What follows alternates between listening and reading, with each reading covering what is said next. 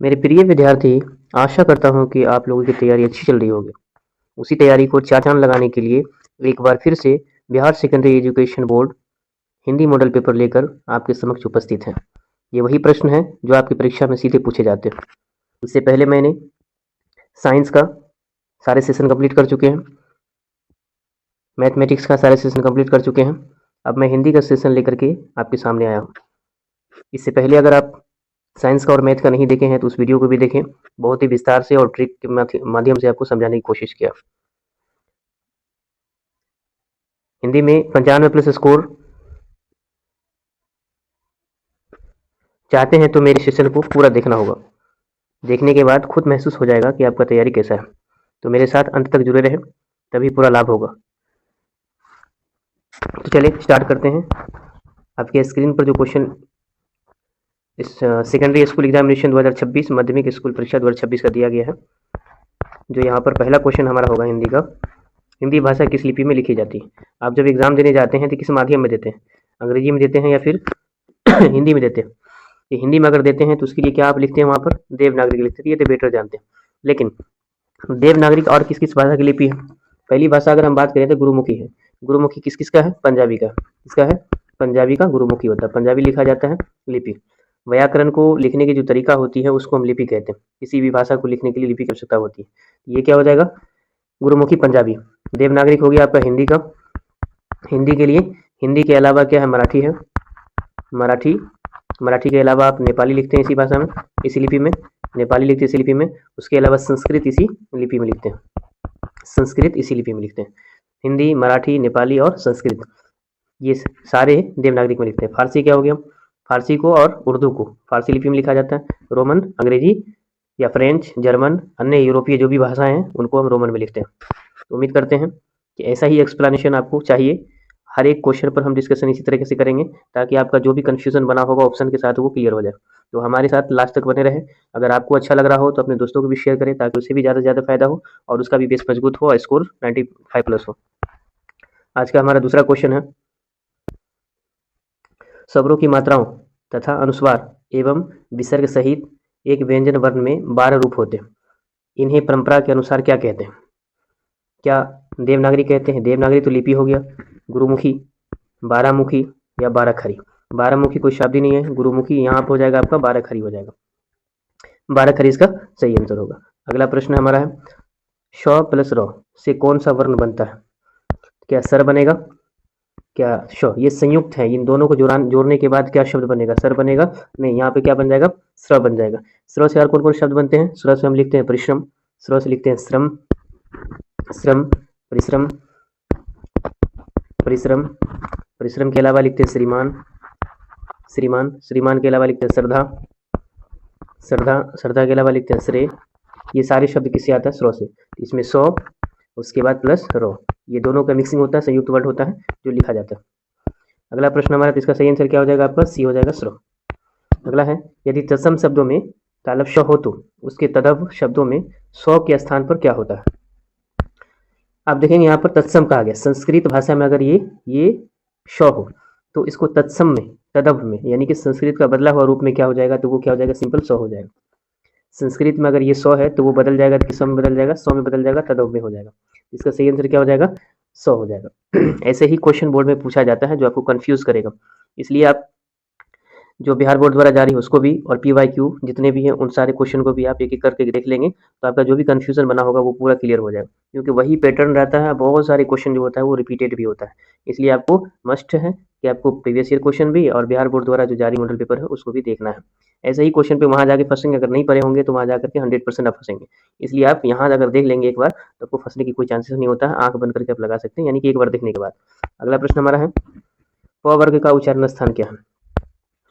कंठे हैं, तालवे हैं, मूर्धन्य है या ओष्ठे हैं? तो प वर्ग का क्या हो जाएगा? क्या कंठे हो जाएगा? क्या तालवे हैं, मूर्धन्य है या ओष्ठे हैं? इसका जो सही आंसर होगा ओष्ठ हो जाएगा। प, प, फ, ब, भ, ये सारे क्या हैं? दोनों होंठ आपस में जब चिपकते हैं तब जाके प वर्ण का, फ वर्ण का, प, फ, ब, भ, ये सारे वर्णों का उच्चारण सही तरीके से कर पाते हैं। इसलिए सही से इसका आंसर क्या हो जाएगा? मूर्धन्य। कंठ की अगर बात करें तो ये क वर्ग आता है। तालु की अगर हम बात करें तो तालु किस वर्ग में जाता है? तालु आपका हो जाएगा च वर्ग में। ये च वर्ग है, ये उसका क वर्ग है और ये आपका ओष्ठ किस में जाएगा? इसका सही आंसर ओष्ठ। मूर्धा तो चला जाएगा, मूर्धा आपका चला जाएगा ट ठ ड ढ में, ये ट ठ ड ढ में चला जाएगा। तो इसका सही आंसर क्या हो जाएगा? ओष्ठ हो जाएगा। ओष्ठ में क्या जाएगा? प फ ब। क्या बताएं? कंठ हो गया आपका क, तालु हो गया आपका च छ ज झ, मूर्धा हो गया आपका ट ठ ड ढ, उसके बाद ओष्ठ हो गया आपका प फ ब म। ऐसे ही 2-3 क्वेश्चन पूछा जाता है, लेकिन यहाँ पर एक ही क्वेश्चन दिया। ग्रामर से 50 क्वेश्चन है और बुक से 50 क्वेश्चन, तब जाके 100 क्वेश्चन। तो ग्रामर भी उतना ही जरूरी है जितना आपके लिए बुक जरूरी है। तो ग्रामर को भी स्ट्रॉन्ग करना पड़ेगा आपको। हो सकता है 10 या 15 क्वेश्चन ऐसा हो जो बुक से नहीं बनेगा, तो ग्रामर आपका ठोस होगा तो आप बना सकते हैं। अगला प्रश्न हमारा 6 में है, निम्न में से कौन पंचमाक्षर? इसका सही आंसर क्या था? ओष्ठ था। निम्न में से कौन पंचमाक्षर का एक वर्ण है? पंचमाक्षर कहा गया कि पचमाक्षर? प फ ब भ, ये चौथा अक्षर है, चौथा अक्षर है। त थ दूसरा अक्षर है। उसके बाद प फ ब भ म, ये क्या है? पचमा अक्षर है। और ये क्या? य र ल व तालम श, ये तो कोई वर्ण का है ही नहीं। ये सही वर्ण क्या हो जाएगा आपका? म हो जाएगा। तो पचमाक्षर जो पूछ रहा है, तो पचमाक्षर क्या हो जाएगा आपका? म हो जाएगा। तो सही ऑप्शन क्या हो जाएगा आपका? बी हो जाएगा। अगला प्रश्न है, अनुस्वार और विसर्ग ना तो स्वर है ना व्यंजन है, इसलिए इन दोनों ध्वनियों को क्या कहते हैं? उलूप कहते हैं, अल्पप्राण कहते हैं, अनुतान कहते हैं, अयुग्वाह वर्ण कहते हैं। अगर हम अयुग्वाह वर्ण की बात करें यहाँ पर, इसका सही आंसर क्या होता है? अयुग्वाह वर्ण। अयुग्वाह वर्ण कौन कौन होता है? अंग है, उसके बाद ये अ है। अंग और अ, ये दोनों क्या? अयुग्वाह वर्ण है। इसको हम अनुस्वार भी बोलते हैं। अनुस्वार लिखा रहे, जैसे यहाँ लिखा हुआ है अनुस्वार, अनुस्वार को ही हम क्या बोलते हैं? अंग। उसके बाद जो है आपका लिखा हुआ अनुस्वार के अलावा विसर्ग लिखा हुआ, विसर्ग को हम क्या बोलते हैं? ये वाला वर्ड, ये विसर्ग हो गया। अयुग्वाह वर्ड कहा जाता है, इन दोनों को मिला करके अयुग्वाह वर्ड कहा जाता है इसी को। ये क्योंकि ये ना तो पूरी तरह से स्वर है, ना ही पूरी तरह से ये व्यंजन है, इसलिए यहाँ पर क्या कहलाएगा? अयुग्वाह वर्ड कहलाएगा। अनुस्वार और विसर्ग वाले जो शब्द हैं, इन दोनों को जोड़ने के बाद ये अयुग्वाह वर्ड कहलाता है। अगला प्रश्न हमारा है, औ वर्ण का उच्चारण स्थान क्या है? अभी हम बताए थे उच्चारण स्थान, अब बताएंगे खुद। क का उच्चारण स्थान बताइए, क वर्ग का। उसके बाद च वर्ग का उच्चारण स्थान बताइए, ट वर्ग का उच्चारण स्थान बताइए, त वर्ग का बताइए और प वर्ग का बताइए। इतना का उच्चारण स्थान आप बताइए। तो इसका उच्चारण स्थान क्या होता है? कंठ। तो क्या लिखेंगे? क से कंठ, तो क्या हो जाएगा? कंठ, कंठ हो जाएगा। च से चट्ट, क्या बोलेंगे? तालु, तालु। बस ट से क्या हो जाएगा? मूर्धा, ये ट से क्या हो जाएगा? मूर्धा। उसके बाद ये तो से क्या हो जाएगा? तत्, यानी कि दंत, तत् दंत, तद दंत हो गया। उसके बाद ये क्या है? पो, पो क्या हो गया आपका? ओष्ठ हो गया। पो क्या हो गया? ओष्ठ हो गया। उसके बाद संयुक्त वर्णों में आता है, संयुक्त में कंठ ओष्ठ हो गया, तालुष्ठ हो गया, इस तरह से संयुक्त में भी आता है। उसके बाद ये क्वेश्चन पूछा जाता है तालव श, मूर्धन श, दंत श और ह, ये चारों वर्ड है वो क्या कहलाता है? उष्म, उष्म व्यंजन कहलाता है। ये चारों, चार है उष्म व्यंजन, कितने हैं? 4 है। तो यहाँ पर जो हमारा सही आंसर क्या हो जाएगा? औ, औ वर्ण का उच्चारण स्थान क्या होता है? कंठ ओष्ठ, यानी कि कंठ का और ओष्ठ का दोनों का इस्तेमाल करके हम उच्चारण करते हैं। जैसे बोलते हैं आप ओ औ, ओ औ, तो होठ का भी इस्तेमाल करते हैं, कंठ का भी इस्तेमाल करते हैं और ओष्ठ का भी इस्तेमाल करते हैं, दोनों का इस्तेमाल। कंठ से आवाज निकलता है, होठ आपस में गोल होता है, ओ औ, तो क्या हो जाएगा? कंठ ओष्ठ। इसका सही आंसर क्या हो जाएगा आपका? ए हो जाएगा। अगला प्रश्न हमारा है, बद्धाक्षर की अंतिम ध्वनि क्या होती है? क्या स्वर है, व्यंजन है, संतृप्त है या संयुक्त है? इसका सही आंसर क्या हो जाएगा आपका? व्यंजन हो जाएगा, व्यंजन हो जाएगा। अगला प्रश्न हमारा है, वक्ता के द्वारा उच्चारण के क्रम में पहली ध्वनि के बाद दूसरी ध्वनि के बीच जो विराम होता है उसे क्या कहते हैं? सीधा सीधा डिफिनेशन पूछा गया, किसका डिफिनेशन है? सौराघाट का है, अनुतान का है, संगम का है या अव्यय का है? किसका डिफिनेशन है? संगम का है, सीधा सीधा डिफिनेशन पूछा गया। अगर इसकी हम बात करें तो ये क्या है? बोलते समय किसी शब्द पर बल देने की क्रिया को हम क्या कहते हैं? ये सौराघात कहते हैं, यानी कि स्वरों पर जो ध्वनि है उस पर हम क्या करते हैं? बोलते समय जोड़ देते हैं, तो उसे हम क्या कहते हैं? सौराघात कहते हैं। उसके बाद अनुतान किसको कहते हैं? अनुतान है जो बोलते समय किसी स्वर के उतार चढ़ाव पर ध्यान दिया जाता है, तो उसको अनुतान कहते हैं। संगम तो अभी देख लिया यहाँ पर, वक्ता के द्वारा उच्चारण के क्रम में पहली ध्वनि के बाद दूसरी ध्वनि के बीच जो विराम होता है उसे हम क्या कहते हैं? संगम कहते हैं। अव्यय क्या है? वे शब्द जिनके रूप में लिंग हो, वचन हो, कारक हो आदि के कारण कोई परिवर्तन नहीं होता, उसको हम क्या कहते हैं? अव्यय कहते हैं। अव्यय और क्वेश्चन पूछा गया अव्यय के ऊपर में, लिंग, वचन, कारक किसी भी तरह का कोई परिवर्तन नहीं होता उसके ऊपर में, तो उसको अव्यय कहते हैं। तो यहाँ सही आंसर क्या हो जाएगा? संगम हो जाएगा। अगला प्रश्न है, दो वर्णों के मेल से होने वाले विकार को क्या कहते हैं? कारक कहते हैं, समास कहते हैं, संधि कहते हैं या अव्यय कहते हैं? इसका सही आंसर क्या हो जाएगा? इसका जो सही हो जाएगा क्या हो जाएगा? संधि हो जाएगा। दो वर्णों के मेल से होने वाले विकार, जैसे हम विद्यालय लिखते हैं, विद्यालय लिखते हैं, तो विद्यालय क्या है? पहले से आपका मेल है, यानी कि संधि है। जब इसको हम विकार करेंगे तो क्या हो जाएगा? विधा, विधा प्लस क्या हो जाएगा आले। आले विकार का मतलब होता है कि दोनों को अलग करते हैं, तो दोनों को जब अलग करते हैं तो विधा का अलग अर्थ होगा और आले का अलग अर्थ होता है। विधा का मतलब ज्ञान, आले मतलब जगह, जहाँ ज्ञान को अर्जित किया जाता हो उस जगह को कहते हैं विद्यालय। तो विधा प्लस आले, तो सेम दो वर्णों के मेल को हम क्या करते हैं, विकार करते हैं, दोनों को अलग करते हैं तो संधि कहलाता है। और एग्जाम्पल अगर हम दें तो विद्यार्थी, विद्यार्थी को बोलेंगे विधा प्लस आर्थी, आर्थी। तो विधा प्लस आर्थी, विधा मतलब ज्ञान, आर्थी मतलब ग्रहण करने वाला, ज्ञान को ग्रहण करने वाले को क्या कहते हैं, विद्यार्थी। तो इसका सही आंसर क्या हो जाएगा, संधि हो जाएगा। अगला प्रश्न है, समास में आए पदों को छोड़कर जब किसी अन्य प्रधान की प्रधानता हो तब उसे कौन समास कहते हैं। आप पूरी तरह से फ्री होकर के बैठ जाएं, 100 क्वेश्चन हम इसी वीडियो में कराने वाले हैं, एक से लेकर के पूरा 100 क्वेश्चन तक। आपको पता चल जाएगा कि कितनी तैयारी आपकी है और कितना और मेहनत करने की जरूरत है। अगर आप इसमें से 80 प्लस सब्जेक्टिव का क्वेश्चन का जवाब दे देते हैं तो हम समझेंगे कि आपका तैयारी अच्छी है, लेकिन अगर उससे कमता है तो फिर आपकी तैयारी अच्छी नहीं है। आपको हर सेशन के साथ जुड़ना चाहिए और अच्छी से तैयारी करनी चाहिए। अभी समय है अपने आप को बदलने का, कोशिश करिए बदलने का, ज़्यादा से ज़्यादा वक्त किताब के साथ लगाइए ताकि आपका स्कोर अच्छा हो सके। तो चलिए क्वेश्चन है, समास में आए पदों को छोड़कर जब किसी अन्य पदार्थ की प्रधानता हो तब उसे कौन समास कहते हैं। अब वही भाव कहते हैं, तत्पुरुष कहते हैं, बहुब्रीहि समास कहते हैं या द्विगु समास कहते हैं। तो यहाँ पर इसका जो सही आंसर क्या हो जाएगा आपका, बहुब्रीहि समास हो जाएगा। क्या कहा गया यहाँ पर कि जो शब्द दे रखा है उन शब्द का प्रथम अर्थ नहीं होगा, द्वितीय अर्थ नहीं होगा, कोई अन्य अर्थ होगा। यहाँ पर अन्य पदार्थ की प्रधानता हो तो उसे हम क्या कहते हैं, बहुब्रीहि कहते हैं। जैसे अगर हम एग्जाम्पल यहाँ पे लिखे बहुब्रीहि का तो क्या हो जाएगा, पंकज। पंकज, जो कीचड़ में उगने वाले कमल को हम क्या कहते हैं, पंकज कहते हैं। तो यहाँ पर अर्थ पंकज है लेकिन इसका अर्थ कुछ और होता है, यानी कि कोई तीसरे अर्थ देगा, कोई अन्य अर्थ देगा तो उसे हम क्या कहते हैं, बहुब्रीहि कहेंगे। अव्ययी भाव किसको कहते हैं, अव्ययी भाव वो होता है जो उपसर्ग वाले शब्द होते हैं, वो अव्ययी भाव कहलाता है। तत्पुरुष हो गया जो कारक के भेद को, कारक के सिंबल को दिखाता है, उसे हम तत्पुरुष कहते हैं। द्विगु का मतलब होता है संख्या, जिस जिस शब्द में आपको संख्या दिखेगा, जैसे अगर हम कहें चौराहा, चार रास्तों का समूह, चौराहा, या कहेंगे नवरात्रि, इस तरह से कोई भी संख्या आपको दिखेगा तो द्विगु समास कहलाएगा। अगला प्रश्न है, उसी पर आधारित सवाल है, फिर से समास से ही लिया गया है। निम्न में से कौन शब्द तत्पुरुष समास का उदाहरण है। धर्मार्थ, सत्सई, प्रत्यंग,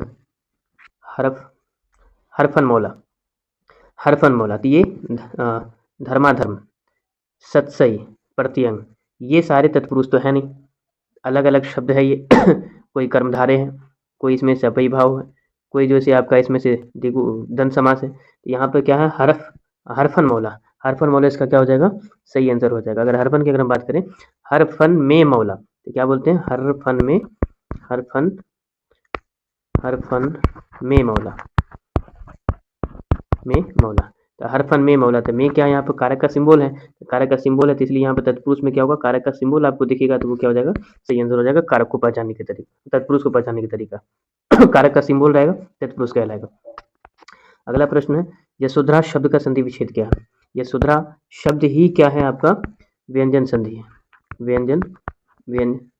विसर्ग संधि है, विसर्ग संधि है, विसर्ग संधि है। अब विसर्ग का सिंबल क्या होता है, विसर्ग का जो सिंबल होता है, विसर्ग का सिंबल होता है ये। अब जिसमें ये वाला पॉइंट देखेगा वो क्या हो जाएगा, सही आंसर हो जाएगा। यशोधरा, यशः प्लस धरा, ये क्या हो जाएगा, इसका सही संधि विच्छेद होगा।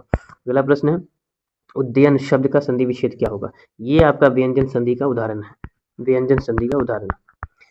व्यंजन संधि, व्यंजन संधि में क्या है कि दो को हम तो में बदल देते हैं और तो को दो में बदल देते हैं, तो को दो में बदल देते हैं। यहाँ पे दो दिखेगा तो में बदलना है, तो दिखेगा तो दो में बदलना है। तो दो है तो क्या हो जाएगा, इसमें दो दे रखा है, इसमें भी दो दे रखा है, इसमें भी दो दे रखा है, इसमें नहीं है दो, इसमें तो में बदल गया। तो उत्त क्या हो जाएगा आपका, देन। उत्तदेन क्या हो जाएगा, इसका सही आंसर होगा। अगला प्रश्न, निम्नलिखित में से कौन शब्द शुद्ध है, ज्योत्सना है, प्रज्वलित है, कृत्य है, या भस्मीभूत है, भस्मीभूत है। अगर यहाँ पर हम बात करें इसका शुद्ध शब्दों की, तो शुद्ध शब्द क्या हो जाएगा, इसमें जो आपको सही दिख रहा है कौन लिखा हुआ, प्रज्वलित, ये क्या है, बिल्कुल सही लिखा हुआ। अगर इसका हम सही रूप देखें तो सही कैसे लिखा जाएगा, इसको हम लिखेंगे ज्योत आधा सो ना करना, ज्योत्सना ऐसे लिखा होता है, लेकिन ये ऐसे नहीं लिखा हुआ, ये गलत है। कृत्य में ये क्या है, हर्ष दुर्गु का गलती है। इसमें देखेंगे भस्मीभूत, भस्मीभूत को अगर हम लिखे तो ऐसे लिखा जाएगा भस्मी, दुर्गी, तो यहाँ पर हर्षिकार से लिखा हुआ तो ये नहीं होगा। तो इसका सही आंसर क्या हो जाएगा आपका, प्रज्वलित। अगला प्रश्न है, शुद्ध शब्द में 2 पूछा जाता है, वाक्य में 2 पूछा जाता है, समास में 3 पूछा जाता है, संधि में 2 पूछा जाता है। इस तरह से क्वेश्चन पूरा करके 50 क्वेश्चन आपको ग्रामर सेक्शन से पूछा जाता है। माजरत चाहेंगे। निम्नलिखित में से कौन शब्द अशुद्ध है? प्रसाद, यहाँ अशुद्ध पूछा है, शुद्ध नहीं पूछा। प्रसाद, अमीश, अमीश सही लिखा हुआ, पिचाश भी सही लिखा हुआ, धूधर भी सही लिखा हुआ है, लेकिन प्रसाद ऐसे लिखा जाता है, प्रसाद, प्रसाद ऐसे लिखा जाता है। तो ये क्या हो जाएगा आपका? गलत हो जाएगा, गलत ही क्या हो जाएगा? सही हो जाएगा। इसका सही आंसर क्या होगा? प्रसाद होगा। निम्न में कौन प्रश्नवाचक चिन्ह है? ये तो बिल्कुल इजी है, प्रश्नवाचक चिन्ह है, तो ये प्रश्न जो क्वेश्चन पूछने का सिंबल होता है वही प्रश्नवाचक सिंबल कहलाता है। लेकिन अगर ये किसका सिंबल है? ए में ये किसका सिंबल है? विस्मयादि बोधक का सिंबल है। इस तरह से रहता है, विस्मयादि बोधक सिंबल है। ये किसका सिंबल और ये किसका सिंबल है? आपको ये तो हो गया विराम का, और ये सिंबल पे कमेंट बॉक्स में आप बताएंगे कि कौन सा सिंबल है। ये विराम का, पूर्ण विराम का, पूर्ण विराम का, ये भी पूर्ण विराम का है, ये भी पूर्ण विराम का। पूर्ण विराम का ये आंसर क्या हो जाएगा हमारा? प्रश्नवाचक। तो प्रश्नवाचक चिन्ह क्या है? Question marks. अगला है, दो विपरीतार्थ शब्दों के बीच कौन विराम चिन्ह लगाया जाता है? दो विपरीतार्थ शब्दों के बीच में कौन सा विराम चिन्ह लगाया जाता है? तो इसमें कौन सा लगाया जाता है? दो विपरीतार्थ शब्द, जैसे कि हम यहाँ पर माता पिता लिखे, माता और पिता, तो ये दोनों क्या हो गया? विपरीतार्थ शब्द, यानी कि ऑपोजिट हो गया। तो कौन सा सिंबल लगा? योजक का सिंबल। योजक किस ऑप्शन में? ये ऑप्शन में। अगर अच्छा बुरा लिखते हैं, अच्छा बुरा, अच्छा बुरा, तो यहाँ पर सिंबल क्या लगा? सिंबल क्या लगा? योजक का। तो योजक का सिंबल क्या हो जाएगा आपका? इस तरह से होगा। जो विपरीत शब्दों के बीच जो सिंबल लगेगा उसको हम क्या कहते हैं? योजक चिन्ह कहते हैं। अगला प्रश्न, रचना के आधार पर शब्द के कितने भेद होते हैं? 2, 3, 4, 6। रचना के आधार पर शब्दों के भेद। उत्पत्ति के आधार पर शब्दों के भेद अगर पूछता तो कितने बताते आप? कहते 4 है।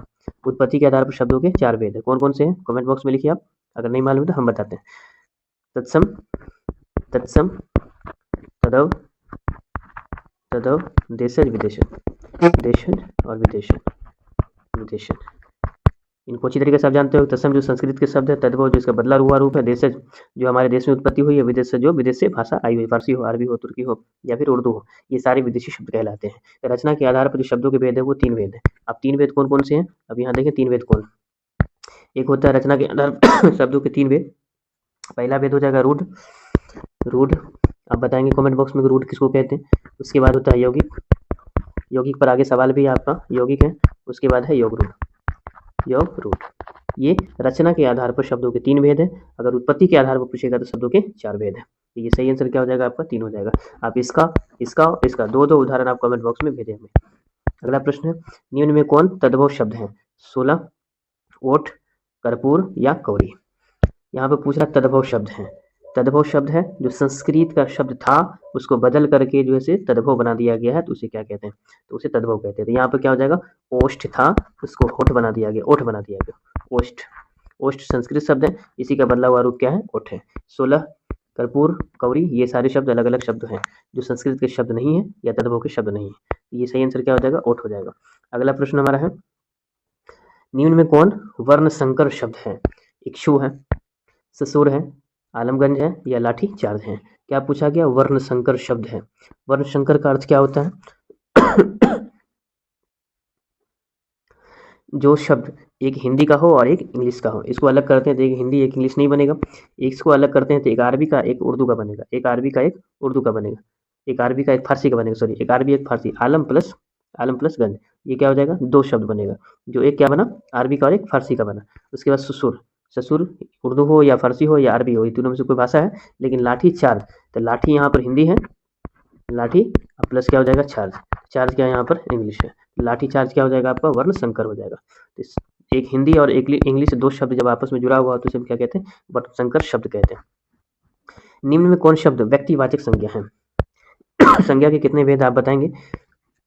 क्या इसमें व्यक्तिवाचक सोना है या झब्बा है या पटना है या करुणा है? तो इसका सही आंसर क्या हो जाएगा आपका? पटना, पटना हो जाएगा। सोना तो द्रव्यवाचक है और झब्बा भी क्या है? झब्बा आपका कौन सा है? झब्बा हो गया आपका समूहवाचक, समूहवाचक हो जाएगा। और करुणा हो गया आपका भाववाचक हो गया, भाववाचक हो गया। सोना हो गया आपका द्रव्यवाचक हो गया। पटना क्या हो गया? व्यक्तिवाचक हो गया, व्यक्तिवाचक हो गया। आप कमेंट बॉक्स में बताइए कि संज्ञा के कितने भेद होते हैं और उसके 2 उदाहरण बताइए हमें। अगला प्रश्न है, जिस संज्ञा शब्द से व्यक्ति या वस्तु के गुण या धर्म, दशा अथवा व्यापार का बोध होता है उसे हम कौन संज्ञा कहते हैं? समूहवाचक संज्ञा कहते हैं, भाववाचक संज्ञा कहते हैं, द्रव्यवाचक संज्ञा कहते हैं या जातिवाचक संज्ञा कहते हैं। इसको हम क्या कहेंगे? क्या कहा गया? गुण का, धर्म का, दशा का, व्यापार का बोध होता है तो उसे हम क्या कहेंगे? भाववाचक कहेंगे। समूहवाचक में दो या दो से अधिक के संगठन का पता चलेगा। द्रव्यवाचक में नाप तौल वाली वस्तु।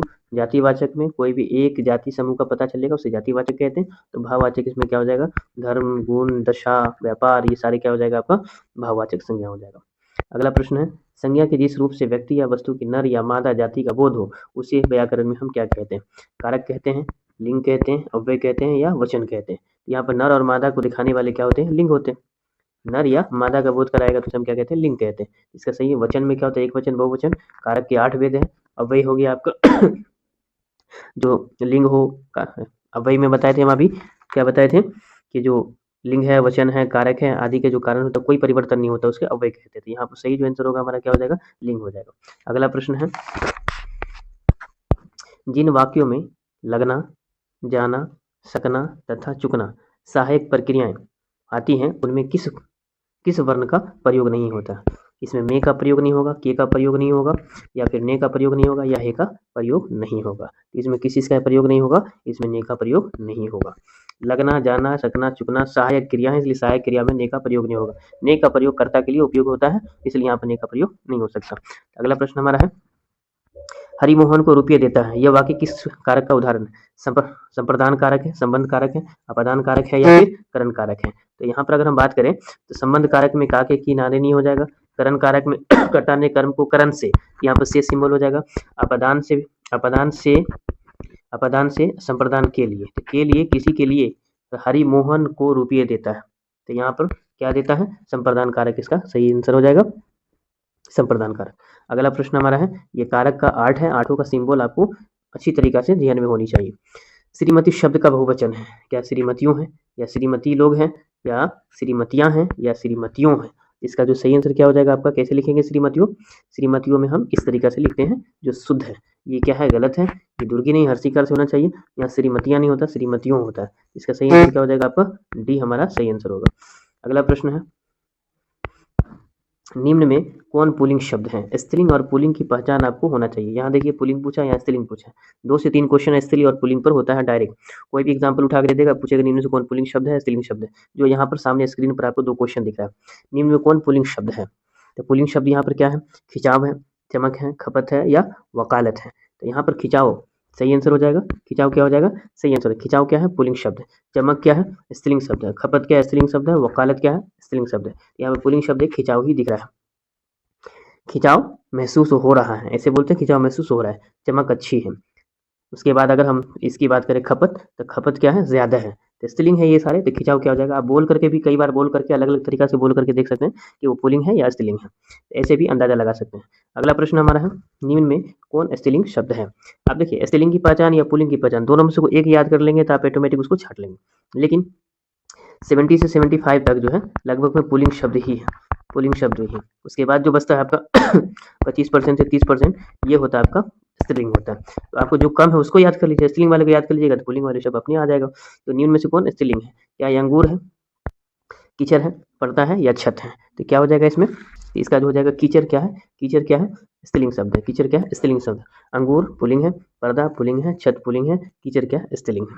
अगर यहाँ पर थोड़ा सा हम पहचान बता देते हैं स्त्रीलिंग का, शॉर्टकट में लिख देते हैं। अगर किसी शब्द के अंत में आपको ई लिखा रहे, जैसे माली, थाली, इस तरह से दुर्गीकार आएगा तो वो क्या हो जाएगा आपका? स्त्रीलिंग होगा। या फिर आपको एग्जाम्पल में नदी है या फिर गर्मी है, ये दुर्गीकार वाला शब्द है। उसके अलावा अगर किसी में आनी लिखा है जैसे सेठानी, महारानी, इस तरह से लिखा रहता है तो वो भी क्या हो जाएगा आपका? स्त्रीलिंग हो जाएगा। तो सिंपल सी बात ये हम की पॉइंट लिखते हैं।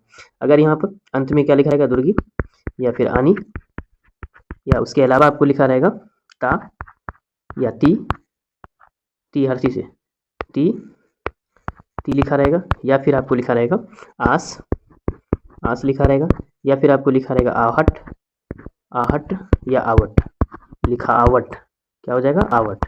इस तरह से जब लास्ट में दिखेगा तो ये सारे शब्द क्या है? जब लास्ट में ये सारे कीवर्ड दिखेगा तो वो स्त्रीलिंग कहलाएगा। उसके अलावा आप कहेंगे सर नदियों के नाम क्या है? तो नदियों के नाम भी स्त्रीलिंग है, नदियों के नाम स्त्रीलिंग है। नदियों के नाम के अलावा तिथियों के नाम क्या है? स्त्रीलिंग है, तिथियों के नाम स्त्रीलिंग है। तिथियों के अलावा हो जाएगा भाषा, हिंदी, उर्दू, ये क्या हो जाएगा? उसके बाद बोलियों के नाम क्या है? स्त्रीलिंग है। बोलियों के नाम भी स्त्रीलिंग है। बोली के अलावा और कुछ आभूषण हो गया, जो जेवर वगैरह, अंगूठी वगैरह पहनने वाले जो होते हैं आभूषण, तो वो क्या हो जाएगा आपका, ये मुख्य है जो कीवर्ड है जिसको आप स्त्रीलिंग के लिए याद रखेंगे। उसके अलावा जो भी आएगा वो सारे पुल्लिंग कहलाएगा। उम्मीद करते हैं अच्छा लगा होगा। अगला प्रश्न हमारा है, वाक्य से अलग रहने वाले शब्दों को शब्द कहते हैं, किंतु जब वे किसी वाक्य में फिरे पिरो दिए जाते हैं यानी कि मिला दिए जाते हैं तो क्या कहलाते हैं। यानी वाक्य से अलग होने वाले शब्द को शब्द कहते हैं, लेकिन अगर उसी शब्द को किसी वाक्य में हम मिला देते हैं तो उसको क्या कहते हैं, शब्द कहते हैं, मात्रा कहते हैं, वर्तनी कहते हैं या पद कहते हैं। तो यहाँ पर जो सही आंसर क्या हो जाएगा, पद हो जाएगा। पद हो जाएगा। जब शब्द वाक्य के व्याकरणिक नियमों के में बंध जाते हैं तो उसे हम क्या कहते हैं, पद कहते हैं। तो यहाँ पे कह रहे हैं ना, मिला दिए जाते हैं यानी कि बांध दिए जाते हैं दूसरे शब्दों में, व्याकरणिक नियमों में, तो उसे हम क्या कहते हैं, पद कहते हैं। अगला प्रश्न है, पुरुषवाचक पुरुषवाचक सर्वनाम के उत्तम पुरुष में कौन आता है। पाठक या श्रोता आता है, लेखक या वक्ता आता है, लेखक और श्रोता को छोड़कर अन्य लोग आते हैं, इनमें से कोई नहीं। उत्तम पुरुष में कौन आएगा, जो हम लिख रहे हैं या हम पढ़ा रहे हैं तो हम क्या है, उत्तम पुरुष है, प्रथम पुरुष है। तो लेखक और वक्ता, लेखक और क्या हो जाएगा आपका, लेखक और वक्ता इसमें सही आंसर हो जाएगा। लेखक वक्ता क्या हो जाएगा, सही आंसर हो जाएगा। अगर यहाँ पाठक और श्रोता की हम बात करें, ये माध्यम हो जाएगा। ये क्या हो जाएगा, माध्यम, यानी कि दूसरे आदमी है जो सुनने वाले, हम पढ़ रहे हैं या सुनने वाले हैं तो ये क्या हो जाएगा, माध्यम हो जाएगा। हम लिख रहे हैं या हम बोल रहे हैं तो क्या हो गया, प्रथम हो गया। उसका लेखक और श्रोता को छोड़ करके अन्य लोग हैं, इनमें सभी है, तो सही आंसर क्या हो जाएगा इसका, लेखक या वक्ता हो जाएगा। अगला प्रश्न है, हिंदी में कुल कितने सर्वनाम है, 8 है, 11 है, 6 है या 10 है। तो हिंदी में कितने सर्वनाम है,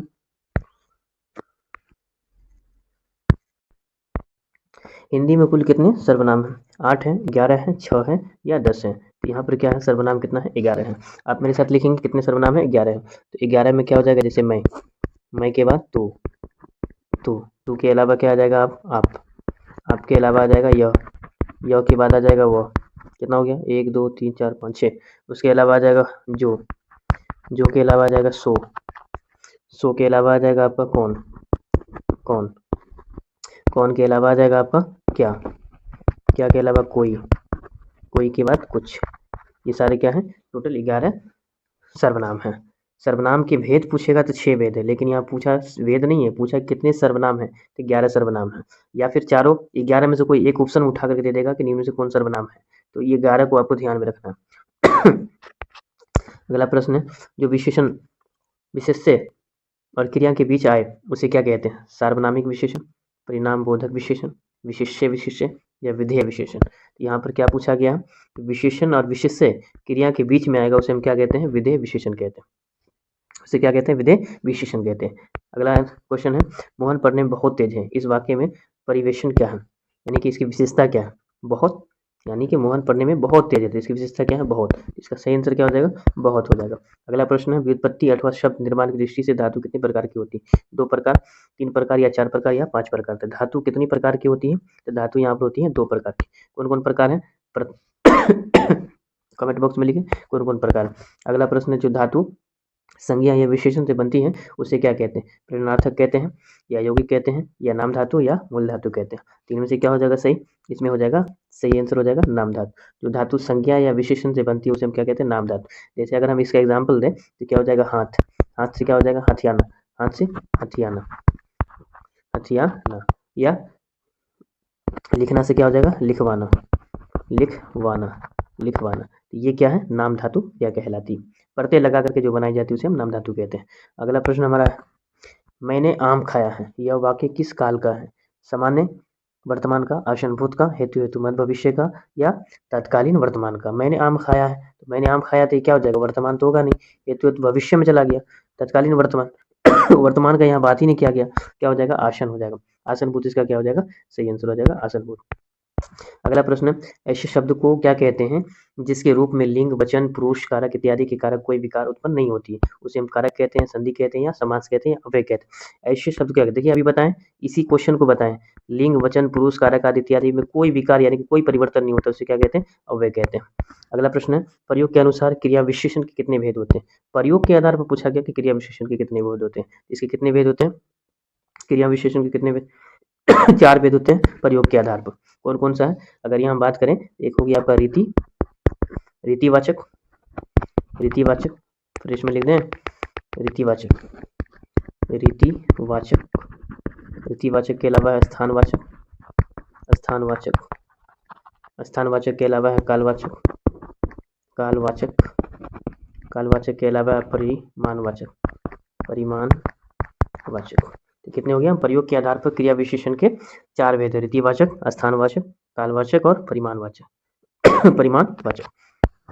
निम्न में कौन तुलना बोधक निपात है?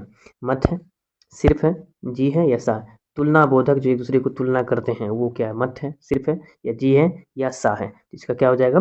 तुलना बोधक क्या था? मुझसा, मुझसा कोई नहीं, मुझसा कोई नहीं, तो सा तुलना बोधक है, जो दूसरे से तुलना करते तो वो सा इसका सही आंसर हो जाएगा।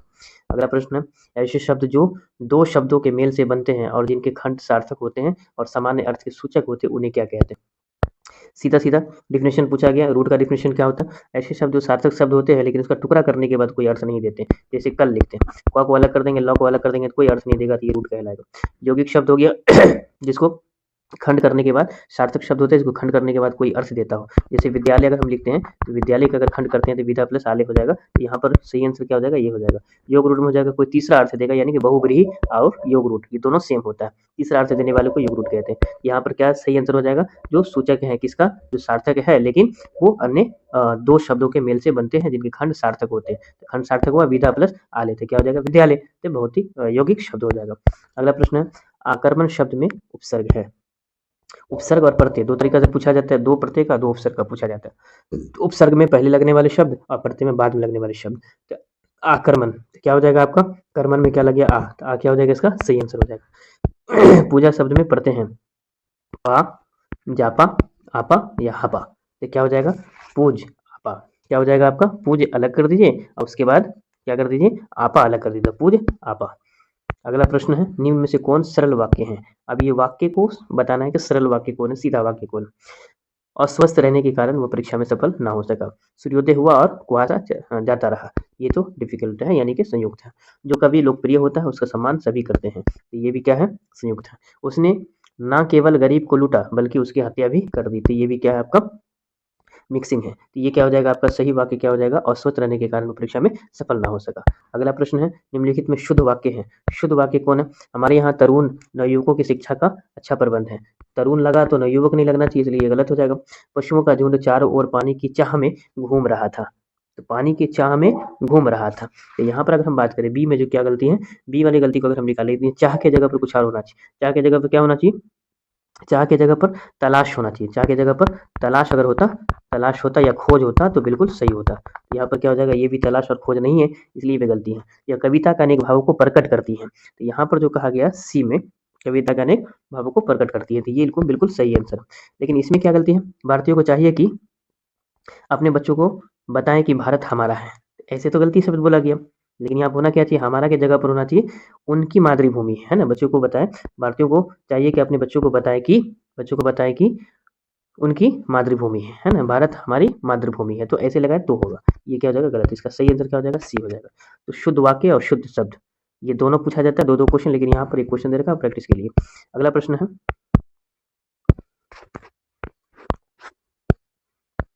समुद्र शब्द, समुद्र शब्द का पर्यायवाची शब्द है अरविंद, सिंधव, अर्णव या पतंग।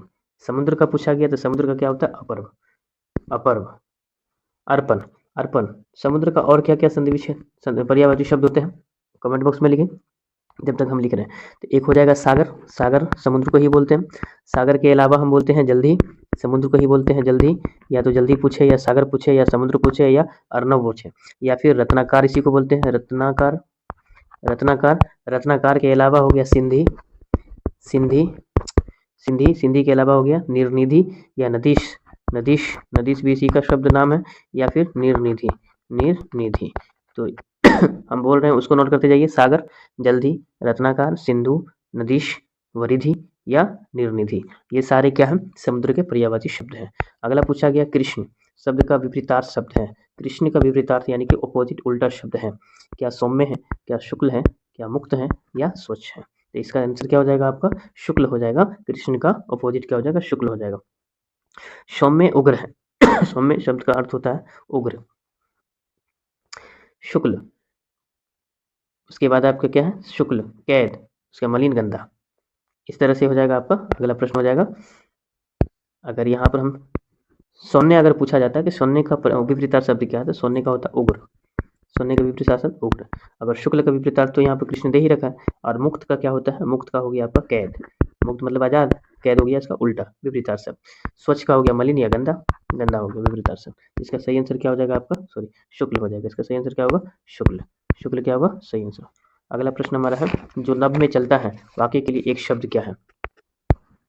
जो नभ में चलता है वाक्य खंड के लिए एक शब्द क्या है, अलौकिक, निश्चारण, चेचर या प्रत्यागत। इसका सही आंसर क्या हो जाएगा, चेचर हो जाएगा। चेचर क्या है, पहले अगर हम यहाँ पर अलौकिक की बात करें तो जो इस लोक का ना हो उसे हम क्या कहते हैं, अलौकिक। जो इस लोक का ना हो उसे अलौकिक। निश्चारण, निश्चारण कैसे, जो रात में चलता हो उसको हम क्या कहते हैं, निशाचर, निशाचर। खेचर किसको कहते हैं, जो नभ में चलता हो, तो नभ में चलने वाला क्या हो गया, खेचर। अब प्रत्यागत क्या हो गया, प्रत्यागत जो वापस आया हुआ हो, वापस आया हुआ को क्या कहते हैं, प्रत्यागत। इसका सही आंसर क्या हो जाएगा, खेचर। अगला प्रश्न है, आंखें मूंदना मुहावरे का क्या अर्थ होता है। आंखें मूंदना मुहावरे का क्या अर्थ होता है, मर जाना, नजर बचाना, उदासीन हो जाना या सावधान होना। तो आंखें मूंदना मतलब मर जाना। नजर बचाना का अर्थ क्या होगा, नजर बचाना का छिप जाना, नजर बचाना का छिप जाना। और उसके बाद उदासीन हो जाना मतलब ध्यान ना देना, और उसके बाद सावधान होना यानी कि विपरीत अर्थ है इसका। अगला प्रश्न है, हाथ कंगन को आरसी क्या लोकोक्तियां का अर्थ है। नुकसान के बिना काम हो जाना, प्रत्यक्ष के लिए प्राण क्या है, कठिन काम प्रसन्न करना या कम लाभ अधिक खर्च होना। क्या पूछा गया, हाथ कंगन को आरसी क्या, नुकसान के बिना काम हो जाना। इसका सही आंसर हो जाएगा ये। अगला प्रश्न है, तू जिंदा है तो डैश शीर्षक कविता के कवि कौन है। आप ढूंढ रहे होंगे ऑप्शन में शंकर शैलेंद्र, क्या ऑप्शन में शंकर शैलेंद्र दिख रहा है, क्या मोहम्मद इकबाल है, क्या अयोध्या सिंह उपाध्याय आर्योध है, क्या अरुण कमल है, गोपाल सिंह नेपाली है। इसका आंसर क्या हो जाएगा, गोपाल सिंह नेपाली हो जाएगा। अगर गोपाल सिंह नेपाली नहीं होता तो इसके जगह पर शंकर शैलेंद्र लिखा होता, शंकर शैलेंद्र लिखा होता, शंकर शैलेंद्र। तो यहाँ पर शंकर शैलेंद्र अगर नहीं है तो गोपाल सिंह नेपाली इसका क्या हो जाएगा, सही आंसर होगा। इसका सही आंसर क्या हो जाएगा, सी हो जाएगा। अब देखिए 50 क्वेश्चन 51 क्वेश्चन होने के बाद आपको यहाँ पर बुक का क्वेश्चन दिखा 52 से। अगला है, ईदगाह शीर्षक कहानी में दुकानदार से बड़ी मुश्किल से मोल भाव करके हामिद ने चिमटा कितने पैसों में लिया। अब बताएंगे कितने पैसे में लिया हामिद ने कितने पैसे में लिया। हामिद के पास पैसे थे कितना, 3 पैसे थे, 3 पैसे में लिया। अब हमें कमेंट बॉक्स में बताइए कि मोहसिन के पास में कितने पैसे थे और मोहसिन ने क्या खरीदा। महमूद के पास में कितने पैसे थे, महमूद ने क्या खरीदा। नूरे के पास में कितने पैसे थे, नूरे ने क्या खरीदा। सम्मी के पास में कितने पैसे थे, सम्मी ने क्या खरीदा। तो एक बार रिकॉल हम करा देते हैं। मोहसिन, सिर्फ एम लिखते हैं, मोहसिन मोहसिन मोहसिन के पास में था 15 पैसे। कितने पैसे, 15 पैसे। खरीदा क्या, खरीदा वो भिस्ती, भिस्ती खरीदा। उसके अलावा महमूद, यहाँ पर एमओ से मोहसिन हो गया और एम ए लिखे महमूद, महमूद हो गया। महमूद के पास कितना था, 12 पैसा, 12 पैसा था। वो खरीदा क्या था, सिपाही, सिपाही से प्यार था इसलिए सिपाही खरीदा। उसके अलावा नूरे क्या खरीदा, नूरे के पास में कहा जाता है कि 12 से 15 पैसे थे लेकिन एग्जिट पता नहीं, तो इसलिए वो क्या खरीदा, वकील से प्रेम था इसलिए वकील खरीदा, वकील खरीदा। उसके बाद सम्मी, सम्मी ने क्या खरीदा, सम्मी ने खरीदी खंजरी, सम्मी ने क्या खरीदी, खंजरी खरीदी। ये क्वेश्चन भी आए हैं, इनमें से कोई भी पूछ सकता है आपसे किसके पास कितने पैसे, किसने क्या खरीदा। ठीक है। अगला प्रश्न है, ईदगाह शीर्षक कहानी में नमाज खत्म होने के बाद लोग क्या कर रहे थे, लोग क्या कर रहे थे, नाच रहे थे, गा रहे थे, आपस में गले मिल रहे थे या झगड़ा कर रहे थे। इसका सही आंसर क्या हो जाएगा, आपस में गले मिल रहे थे। कवि के अनुसार वह कौन होते हैं जो अपने काम के द्वारा दूसरे के लिए भी उदाहरण बन जाते हैं। बिल्कुल बन जाते हैं। क्या बातवीर हैं, बात करने वाले हैं, या बालवीर हैं, या फिर धर्मवीर है या कर्मवीर। इसका सही आंसर क्या हो जाएगा, कर्मवीर हो जाएगा। अगला प्रश्न है, विभव शब्द का अर्थ क्या होता है। आप कमेंट बॉक्स में बताइए कि कर्मवीर। हाँ, विभव शब्द का अर्थ क्या होता है, ऐश्वर्य, भाग्य, चमकीला या भय। विभव पूछा गया है, जो यहाँ पर बुक का शब्दार्थ है, शब्दार्थ से उठाया गया। इसका सही आंसर क्या हो जाएगा, विभव का, विभव का होता है ऐश्वर्य। ऐश्वर्य का मतलब क्या होता है, ऐश्वर्य का मतलब था धन संपत्ति या समृद्धि, समृद्धि, समृद्धि, समृद्धि या धन संपत्ति होता है ऐश्वर्य। इसका सही आंसर क्या हो जाएगा, ए हो जाएगा, विभव। बाल गोविंद भगत शीर्षक पाठ साहित्य की किस विधा में रचित है। क्या जीवनी है उसका, निबंध है, रेखा चित्र है या यात्रा वृत्तांत है। बाल गोविंद भगत शीर्षक पाठ साहित्य की किस विधा में रचित है। इसका क्या है, रेखा चित्र, रेखा चित्र इसका क्या हो जाएगा, सही आंसर हो जाएगा। अगला प्रश्न है, बाल गोविंद भगत शीर्षक पाठ के रचिता कौन है। क्या राम वृक्ष बेनीपुरी है, वजीर श्रीवास्तव है, प्रेमचंद्र है या आचार्य शिव पूजन शाह है। तो कौन लिखा है ये, कामता प्रसाद किसका, 58। इसका सही आंसर क्या हो जाएगा, राम वृक्ष बेनीपुरी ने बाल गोविंद भगत शीर्षक पाठ के रचिता है, राम वृक्ष बेनीपुरी। अगला प्रश्न, पठित पाठ के लेखक के अनुसार छोटा नागपुर में कई दर्शनीय झरने हैं, पर उनमें से कौन झरना सबसे निराला है। क्या मेरवा घाघ का झरना है, या दस्सम का झरना है, या हिरनी का झरना है, या हुन्नू का झरना है। इसका सही आंसर क्या हो जाएगा? हुन्नू का झरना, हुन्नू का जलप्रपात। अगला प्रश्न है, पठित पाठ के आधार पर बताइए कि किसने कहा कि साधे की पवित्रता व महत्ता तभी है जब उसका साधन भी महान हो। कोई खूबसूरत जगह पहुंचने के लिए मार्ग भी खूबसूरत होना चाहिए, ऐसा बात किसने कहा? तो महात्मा गांधी जी ने कहा था ये बात। इसका सही आंसर क्या हो जाएगा? महात्मा गांधी। अगला प्रश्न हमारा है, कवि बिहारी की नायिका ने किस कारण से नायक कृष्ण की मुरली को छिपा करके रख दी थी? हाँ, कवि बिहारी की नायिका ने किस कारक से नायक कृष्ण की मुरली को छिपा करके रख दी थी? गुस्सा के कारण, धन ऐंठने के कारण, बातचीत करने के आनंद के लोभ में, या बदला लेने से? यहाँ पर सही आंसर क्या हो जाएगा? बातचीत करने के आनंद के लोभ में उन्होंने मुरली को छिपा करके रख दी थी। अगला प्रश्न है, निम्न में से किस कवि के दोहे गागर में सागर है? क्या मोहम्मद इकबाल के, बिहारी के, अरुण कमल के, या नरोत्तम दास के? तो थोड़े शब्दों में बहुत कुछ कह देना गागर में सागर कहलाता है। गागर में सागर क्या हो गया? थोड़े शब्दों में बहुत कुछ कह देना। तो ये किसके लिए है? बिहारी। अगला प्रश्न है, पाठ्य पुस्तक में कौन शीर्षक कहानी अंजलि की कहानी है जिसमें मिथिलांचल की लोक संस्कृति का प्रभावी वर्णन है? ठेस है, ईदगाह है, खेमा है, या इनमें से कोई नहीं? क्या पूछा गया आपको? अंजलि की कहानी मिथिलांचल से लिया गया था। मिथिलांचल से किस कहानी को लिया गया है? मिथिलांचल से आपको ठेस कहानी फणीश्वरनाथ रेणु, किसका लिखा हुआ? फणीश्वरनाथ रेणु। ठेस कहानी फणीश्वरनाथ रेणु से लिया गया। अब आप बताएंगे कौन सी विधा है? विधा आप बताएंगे। इसके हाथ की बुनी फटी शीतल पाटी को छू करके सृजन कसम खाता है कि अब यह काम नहीं करूंगा। क्या अपने माँ की, अपने पिता की, या फिर घर वाले के, या फिर खुद की? तो अपने माँ की शीतल पाटी को छू करके वो कहता है कि मैं कसम खाता हूँ कि अब यह काम नहीं करूंगा। अगला प्रश्न है, नैनू शब्द का अर्थ क्या होता है? मक्खन, नमकीन, या विशेष प्रकार की चटाई, या एक प्रकार की घास? इसका सही नैनू का मतलब होता है मक्खन। नैनू मत रही थी, ऐसा पढ़े होंगे आप तो मक्खन हो जाएगा इसका मतलब। वो मेरा काम गरीबों की हिमायत करना, दर्दमंदों से ज़ईफ़ों से मोहब्बत करना। प्रस्तुत पंक्तियाँ किस शीर्षक पाठ से हैं? तो ये किस पाठ से है? करमवीर से है, या खुश बरसते हाथ से है, बच्चे की दुआ से, या तू जिंदा है तू? इसका सही आंसर क्या हो जाएगा? बच्चे की दुआ से। आप बताएंगे बच्चे की दुआ किसके द्वारा लिखा गया है, लिखित है? कमेंट सेक्शन में बताएं, और कौन सी विधा है वो भी बताएंगे। अगला प्रश्न है, अशोक का शस्त्र त्याग शीर्षक पाठ साहित्य की किस विधा में रचित है? किस विधा है अशोक का शस्त्र त्याग? ये कहानी है, रेखा चित्र है, एकांकी है, निबंध है? अशोक का शस्त्र त्याग क्या है आपका? एकांकी है, एकांकी है। अगला प्रश्न है, अशोक का शस्त्र त्याग शीर्षक पाठ में अशोक और उसके सभी सरदार पीले वस्त्र धारण किए हुए उसके उनके सामने कौन बैठे हुए? अशोक के पिता, एक बौद्ध भिक्षु, कलिंग के राजा, मगध के राजगुरु? तो यहाँ पर क्या है? सही आंसर अशोक के पिता होगा, या एक बौद्ध भिक्षु है, कलिंग के राजा है, या मगध के राजगुरु हैं? तो कौन बैठे हुए थे उसके सामने में? उसके सामने बैठे हुए थे एक बौद्ध भिक्षु बैठे हुए थे। अगला प्रश्न हमारा है, ईर्ष्या तू न गई मेरे मन से शीर्षक पाठ में वकील साहब का कलेजा किनके विभव की वृद्धि से जलता रहता है? तो उसके सामने में जज साहब के, या फिर डॉक्टर साहब के, मास्टर साहब के, या बीमा एजेंट के? तो इसका आंसर क्या हो जाएगा? बीमा एजेंट के। अगला प्रश्न, ईर्ष्या तू न गए मेरे मन से शीर्षक पाठ के अनुसार किसने किसने तू न गए मेरे मन से के अनुसार किसने कूचे से निकलते समय जोरों का एक ठहाका लगाया और कहा कि यार ये तो बाजार की मक्खियां हैं जो आकर हमारे चारों ओर भिन भिनाया करती हैं? क्या है? नित्से ने कहा, किसने कहा? नित्से ने कहा, या फिर वकील साहब ने कहा, बीमा एजेंट ने कहा, या ईश्वरचंद विधा सागर ने कहा? तो किसने ये शब्द का इस्तेमाल किया था? वो वकील साहब ने कहा। अगला प्रश्न हमारा है, कबीरदास हिंदी साहित्य के किस काल के कवि थे? कबीरदास हिंदी साहित्य के किस काल के थे? आदिकाल, भक्तिकाल, रीतिकाल, या आधुनिक काल? इस काल के कवि थे? तो ये भक्ति काल के कवि थे, ये भक्ति काल के कवि थे।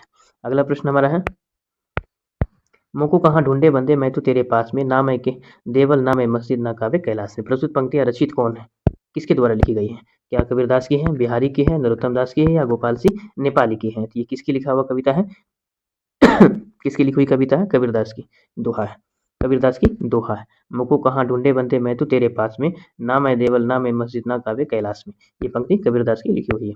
अगला प्रश्न है, किंवदंती के अनुसार किस यक्ष को दमित कर उस स्थान पर विहार बनाया गया जिस कारण उस स्थान का नाम विक्रमशिला पड़ा? तो क्या हो जाएगा? भद्रक यक्ष है, या धनपाल यक्ष है, या इंदर यक्ष है, या विक्रम यक्ष है? तो इसका सही आंसर क्या हो जाएगा? विक्रमशिला विश्वविद्यालय यानी कि विक्रम यक्ष हो जाएगा। अगला प्रश्न है, दीदी की डायरी शीर्षक पाठ की संजू किस कक्षा में पढ़ती है? छठी क्लास में, सातवीं में, पांचवीं में, या आठवीं में? सही आंसर क्या हो जाएगा? आठवीं क्लास में पढ़ती है। दीदी की डायरी शीर्षक पाठ के अनुसार तोतो चांद जिस स्कूल में पढ़ती थी वह कहाँ चलता था? क्या जंगल में या रेल के 6 डिब्बों में, गांव में, अस्पताल में, तो रेल के 6 डिब्बों में चलती थी। अगला प्रश्न हमारा है, पीपल शीर्षक कविता के कवि कौन है? गोपाल सिंह नेपाली है, नरोत्तम दास है, अरुण कमल है या मोहम्मद इकबाल है? तो पीपल के कौन लेखक हैं? लेखक के नाम बताइए। तो गोपाल सिंह नेपाली के द्वारा लिखा गया है पीपल। अगला प्रश्न है, पीपल शीर्षक कविता के अनुसार कौन रात भर रो रो करके भोर कर देता है? भोर है, चकोर है, पीपल है या मेढक है? इसका सही आंसर क्या हो जाएगा? चकोर। चकोर का मतलब होता है पक्षी। पक्षी, पक्षी क्या? चकोर। अगला प्रश्न हमारा है, दीनबंधु निराला शीर्षक पाठ किस प्रतिष्ठित साहित्यक पर लिखा गया है? सूर्यकांत त्रिपाठी निराला पर, रामकांत त्रिपाठी निराला पर या रविकांत त्रिपाठी निराला पर या भोजकांत त्रिपाठी निराला पर? इसका सही आंसर क्या हो जाएगा आपका? ये सूर्यकांत त्रिपाठी निराला, सूर्यकांत त्रिपाठी निराला। अगला प्रश्न, दीनबंधु निराला शीर्षक पाठ के लेखक हैं रामवृक्ष बेनीपुरी, कामता प्रशासी काम या फिर आचार्य शिव पूजन सहाय, रामधारी सिंह दिनकर? दीनबंधु निराला, दीनबंधु निराला किस लिया गया? तो आपका सही आंसर क्या हो जाएगा आपका? आचार्य सिंह पूजन सहाय। दीनबंधु निराला शीर्षक पाठ के प्रतिष्ठित साहित्य पर लिखा गया तो वो सूर्यकांत त्रिपाठी निराला पर, और यहाँ पर दीनबंधु निराला शीर्षक पाठ के लेखक कौन? आचार्य सिंह पूजन सहाय। अगला प्रश्न, खेमा शीर्षक कहानी किस सामाजिक कुप्रथा को उभारने वाली कहानी है? जाति प्रथा है, दहेज प्रथा है, लिंग भेद है या बाल मजदूरी है? जाति प्रथा है, दहेज प्रथा है, लिंग भेद है या बाल मजदूरी है? खेमा शीर्षक किस पर है? तो ये बाल मजदूरी पर आधारित है। खेमा कहानी बहुत अच्छी तरीके से समझे होंगे या पढ़े होंगे। अगला प्रश्न हमारा है, खेमा शीर्षक पाठ में मुक्ता काशी होटल का मालिक कौन था? कौन था? लेखक स्वयं थे, खेमा थे या कसारा था या खेमा के पिता था? खेमा के पिता तो उसको बेच दिया था, खेमा तो खुद स्वयं काम करने आया था मुक्ता काशी होटल में, लेखक तो यहाँ पर कोई रोल ही नहीं है। कसारा क्या हो जाएगा? इसका सही आंसर होगा। अगला प्रश्न है, कवि अरुण कमल के अनुसार गंदे मोहल्ले के गंदे लोग क्या बनाते हैं? पटाखा बनाते हैं, लड्डू बनाते हैं, घड़ी बनाते हैं या अगरबत्तियाँ? क्या हो जाएगा? अगरबत्तियाँ बनाते हैं। कवि अरुण कमल के अनुसार उभरी नसों वाले हाथ, घिसे नाखून वाले हाथ, गंदे कटे पीटे हाथ, जख्म से कटे हुए हाथ क्या कहते हैं? भिक्षा मांगते हैं, खुशबू रचते हैं या फिर प्रार्थना करते हैं या कूड़ा चुनते हैं? तो क्या हो जाएगा? खुशबू रचते हैं। अगला प्रश्न है, पठित पाठ के आधार पर बताइए कि कौन नरेगा कार्यस्थल के ठेकेदार के सामने बच्चों के जुलूस की नेत्री के रूप में तन कर खड़ी हो गई? हौसले की उड़ान से चैप्टर से लिया गया है। हौसले की उड़ान में किस किस का नाम आया वो आप कमेंट सेक्शन में बताएंगे। कदम का आया था, गुड़िया का आया था, सोनिका और जैनब का, चारों का नाम आया था। लेकिन कौन थी जो एक ठेकेदार के सामने में तन करके खड़ी हो गई थी? कार्यस्थल के जो ठेकेदार था उसके सामने में तन करके खड़ी हो गई थी, उसका नाम क्या था? उसका नाम था गुड़िया। सही आंसर क्या है? गुड़िया। हौसले की उड़ान शीर्षक पाठ के अनुसार कदम बड़ी होकर के क्या बनना चाहती है? कदम बड़ी होकर के क्या बनना? अध्यापिका, राजनेता, वकील या डॉक्टर? कदम क्या बनना चाहती थी? डॉक्टर बनना चाहती थी। इसका क्या हो जाएगा? डॉक्टर। अगला प्रश्न, जननायक कर्पूरी ठाकुर के पिता का नाम क्या है? रामा ठाकुर है, गोकुल ठाकुर है, दसाई ठाकुर है या फिर भीम ठाकुर है? इसके पिता का नाम क्या हो जाएगा? गोकुल ठाकुर इसके पिताजी के नाम थे। जननायक कर्पूरी ठाकुर शीर्षक पाठ साहित्य की किस विधा में रचित है? जीवनी है, रेखा चित्र है, कहानी है या निबंध है? तो कहाँ से लिया गया? ये जननायक कर्पूरी ठाकुर जो शीर्षक पाठ है वो कौन सी विधा है? जीवनी है, रेखा चित्र है, कहानी है या निबंध है? इसका सही आंसर क्या हो जाएगा? जीवनी हो जाएगा। जीवनी इसका सही आंसर है। अगला प्रश्न है, कल्पतरु शब्द का अर्थ क्या होता है? गरीब, प्रार्थना या उद्देश्य या इच्छा पूर्ति करने वाला काल्पनिक पेड़? बिल्कुल यहाँ पर क्या हो जाएगा? सही आंसर इच्छा पूर्ति करने वाला काल्पनिक पेड़। कल्पतरु अपनी कल्पनाओं को पूरा करने वाला जो पेड़ होते हैं उसे हम क्या कहते हैं? इच्छा पूर्ति करने वाला काल्पनिक पेड़ कहते हैं। जननायक कर्पूरी ठाकुर ने 1970 एवं 1977 में बिहार सरकार के किस पद को सुशोधित किया? क्या गृह मंत्री बने थे, उप मुख्यमंत्री बने थे या मुख्यमंत्री बने थे या पशुपालन मंत्री बने थे? क्या बने थे? मुख्यमंत्री बने थे। अगला प्रश्न है, झांसी के राजा की मृत्यु के उपरांत किस अंग्रेज अधिकारी ने झांसी राज्य को हड़पने की सोची? पठित कविता के आधार पर बताएंगे। विलियम हेयर है या चार्ल्स कैनिंग है या लॉर्ड माउंटबेटन है या डलहौजी है? तो डलहौजी का नाम भी आया था कविता में, डलहौजी इसका क्या हो जाएगा? सही आंसर हो जाएगा।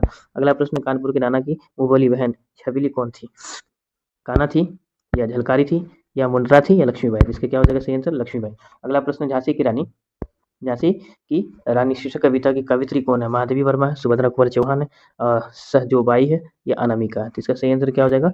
आंसर हो जाएगा आपका सुभद्रा कुमारी चौहान। सुभद्रा कुमारी चौहान इसका क्या हो जाएगा? सही आंसर होगा। अगला प्रश्न है, चिकित्सा के चक्कर शीर्षक पाठ के लेखक कौन है? बेडा बनारसी है, प्रेमचंद्र है, रामवृक्ष बेनीपुरी या बंशीधर श्रीवास्तव? बेडा बनारसी इसका क्या है? सही आंसर चिकित्सा का चक्कर, चिकित्सा चक्कर बेडा बनारसी। अब इसमें विधा बताइएगा, इसका विधा कौन सा है? विधा अगर आप बताएं तो विधा क्या हो जाएगा? हास्य व्यंग। ये कौन सा है? हास्य व्यंग, यानी कि खूब हंसाने वाली कहानी, हास्य व्यंग है, हास्य व्यंग है। इसके लेखक कौन है? कृष्णदेव प्रसाद गौर दूसरा नाम है इसका। अगर बेटा बनारसी नहीं लिखा रहेगा तो क्या लिखा रहेगा? कृष्ण कृष्णदेव प्रसाद गौर है ना। बेटे बनारसी नहीं लिखा रहेगा तो कृष्णदेव प्रसाद गौर लिखा रहेगा, इसलिए याद रखेंगे कृष्णदेव प्रसाद लिखा रहेगा, बेटे बनारसी नहीं रहेगा, कंफ्यूज नहीं होना है। तो यहाँ पर क्या हो जाएगा आपका बेटे बनारसी सही आंसर होगा। इसका विदा कौन है? हाजिर व्यंग है। इसका दूसरा नाम क्या है? कृष्णदेव प्रसाद। अगला प्रश्न है, चिकित्सा के चक्कर शीर्षक पाठ के अनुसार डॉक्टर चूहानाथ कटर्जी कहाँ से क्या करके आए थे? कहाँ से डिग्री लेकर आए थे? FRCS की उपाधि प्राप्त की थी। FRC की उपाधि कहाँ से प्राप्त की थी इन्होंने? लंदन से, न्यूयॉर्क से, पटना से या ढाका से? ये लंदन से प्राप्त किए थे। कौन सा डिग्री? FRCS डिग्री प्राप्त किए थे। अगला प्रश्न है, लेखक बेटा बनारसी के अनुसार वे कौन थे जो रहते थे बनारस में मगर कान काटते थे लखनऊ के? इसका सही आंसर क्या हो जाएगा आपका? हकीम साहब थे, हकीम साहब। अगला प्रश्न है, प्रादुर्भाव शब्द का अर्थ क्या होता है? सावधानी, प्रकट होना या तरोताजा होना या समाचार हो जाएगा। प्रादुर्भाव का अर्थ क्या होता है? प्रकट होना। प्रादुर्भाव का अर्थ होता है प्रकट होना, तो प्रकट होना क्या हो जाएगा? सही आंसर। अगला प्रश्न है, पठित पाठ के आधार पर बताइए कि किसने मुकदमा को द्वारिकाधीश श्री कृष्ण के पास जाने को विवश कर दिया था? सुदामा की पत्नी थी या सुदामा के पिता थे या भाई थे या मित्र थे? तो सुदामा की पत्नी ने। अगला प्रश्न है, सुदामा चरित्र शीर्षक की काव्य भाषा है ब्रज भाषा, खड़ी बोली, अवधी या मैथिली? सुदामा चरित्र का जो लैंग्वेज है, जो कविता की जो पोयम है, उसका जो लैंग्वेज है वो किस भाषा में लिखा गया? तो वो है आपका ब्रज भाषा में लिखी गई है, ब्रज भाषा में लिखी गई। अगला प्रश्न हमारा है, सुदामा चरित्र शीर्षक कविता के कवि कौन है? हरिऔध है, बिहारी है, कबीरदास है या नरोत्तम दास है? तो इसका क्या हो जाएगा आंसर? नरोत्तम दास इसका सही आंसर हो जाएगा, सी नंबर। अगला प्रश्न और आज का लास्ट क्वेश्चन हमारा 100 क्वेश्चन है, रावट के हिरण के बच्चे को शीर्षक कविता के अनुसार कौन है? अयोध्या सिंह उपाध्याय हरिऔध है, शंकर शैलेंद्र है, गोपाल सिंह नेपाली है, राजेंद्र प्रसाद मिश्र है? इसका जो सही आंसर हो जाएगा आपका राजेंद्र प्रसाद मिश्र हो जाएगा। अब बताएंगे रावट के हिरण के बच्चे कविता है इसकी विधा और लेखककार कौन है? राजेंद्र प्रसाद है। मैंने इस वीडियो में 1 से लेकर के 100 तक प्रश्नों को ऑब्जेक्टिव हल किया हिंदी का, जो क्लास 10th के इस साल 2026 में एग्जाम देने वाले बच्चे के लिए भी आए हैं, वो एक बार इसको रिवीजन करके अच्छी तरीके से जाए। आज के लिए बस इतना ही, फिर मिलते हैं नेक्स्ट सेशन में नेक्स्ट वीडियो के साथ। Thanks for watching.